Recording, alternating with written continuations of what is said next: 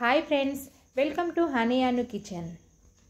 ఈరోజు మన కిచెన్లో రెస్టారెంట్ స్టైల్ చికెన్ గ్రేవీని ఎలా తయారు చేయాలో చూపించబోతున్నాను.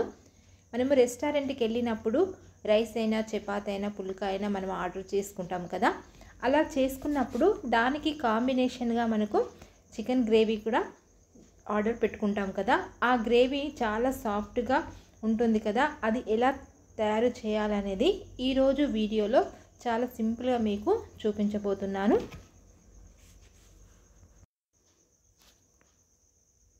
హాఫ్ కేజీ వరకు చికెన్ తీసుకొని చిన్న చిన్న ముక్కలుగా కట్ చేసుకోండి. కట్ చేసుకొని కొద్దిగా సాల్ట్ను నిమ్మరసం వేసుకొని కొద్దిగా వాటర్ అనేది పోసుకొని బాగా వాష్ చేసుకొని పెట్టేసుకోండి. తర్వాత కొద్దిగా మనకు ఒక 1 టేబుల్ స్పూన్ సాల్ట్ వేసుకోండి. 2 table spoon red chilli powder, 1/2 table spoon పసుపు, ఒక 2 టేబుల్ స్పూన్ మనకు పెరుగు, చిక్కటి పెరుగు వేసుకోండి. వేసుకొని కొద్దిగా ఒక 2 టేబుల్ స్పూన్ వరకు ఆయిల్ అనేది పోసుకొని బాగా కలుపుకోండి.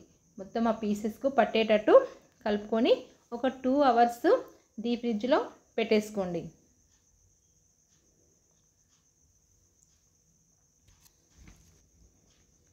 స్టవ్ పైన ఒక కడాయి పెట్టేసుకొని అందులో ఒక 2 టేబుల్ స్పూన్ వరకు ఆయిల్ అనేది పోసుకోండి. అందులో ఓల్ గరం మసాలా మనకు లవంగ, విలాచి, అనాస పువ్వు, బగారాకు వేసుకోండి. వేసుకొని కొద్దిసేపు ఫ్రై చేసుకోండి. ఫ్రై చేసుకొని సన్నగా తరిగి పెట్టుకున్న ఆనియన్స్ వేసుకొని కూడా కొద్దిసేపు ఫ్రై చేసుకోండి.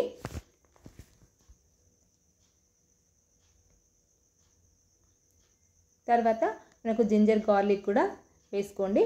పేస్ట్ అయినా పర్వాలేదు, సన్నగా తరిగి పెట్టిన ముక్కలైనా పర్వాలేదు. తర్వాత 1/2 కప్ వచ్చేసి మనకు టమాటా ముక్కలు వేసుకోండి. వేసుకొని కొద్దిసేపు ఫ్రై చేసుకోండి.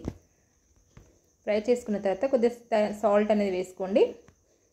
కొద్దిగా పుదీనా ఆకులను, కొత్తిమీర ఆకులు కూడా వేసుకొని మరొకసారి మొత్తం కలుపుకోండి.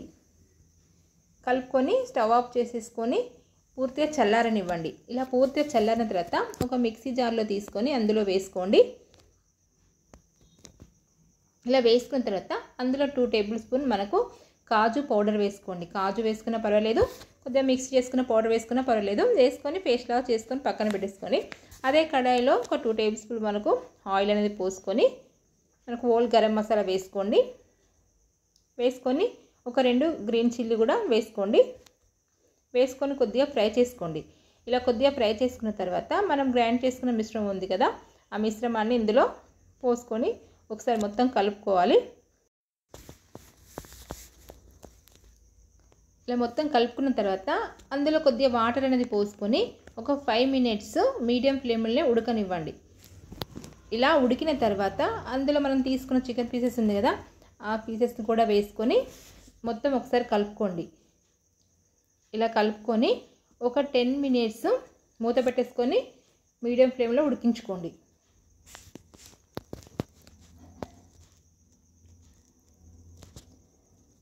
ఇలా ఉడికిన తర్వాత చూడండి, ఇలా ఉడుకుతుంది కదా. ఇలా ఉడికిన తర్వాత చివరగా మనకు ఒక 1 టేబుల్ స్పూన్ మనకు ధనియా పౌడర్ వేసుకోండి.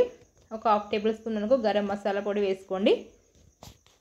వేసుకొని చివరగా కొద్దిగా కొత్తిమీర కూడా యాడ్ చేసుకొని మూత పెట్టేసుకొని ఒక 2-3 మినిట్స్ లో ఫ్లేమ్లో ఉడికించుకోండి.